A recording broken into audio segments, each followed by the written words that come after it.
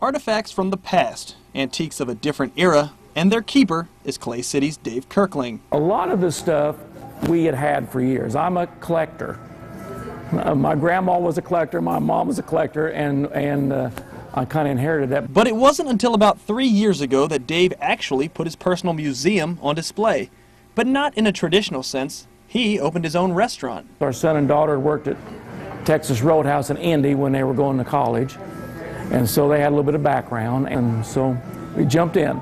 Glory days with relics from the past from wall to ceiling. Old wooden phone booth from Evansville, and Elvis collection here. And everywhere in between. And some of these antiques aren't just for looking, they put them to use often. I bought this from a fellow down at Linton, and it was in my basement at my house. Picking up local sports history along the way. On the gym where you checked in to a ball game, you come up here and check into the scorekeeper.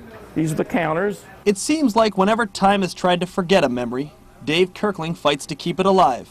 For those who remember, I used to have that Barbie doll case up there when I was little, and my mom had some of those cups. To those who never got the chance. It's like really cool because it's stuff that you can't get anymore, and I think people really enjoy seeing that. Amid all the memorabilia, signs, and artifacts, there's one picture with a young Clay City athlete whose love of history and life in the Wabash Valley knits a community closer together decades later. They just like to just reminisce and talk about things, and I'm a good reminiscer too, so. Preserving history, all the while satisfying appetites. In Clay City with photojournalist Gary Bryan, Matt Gregory, News 10.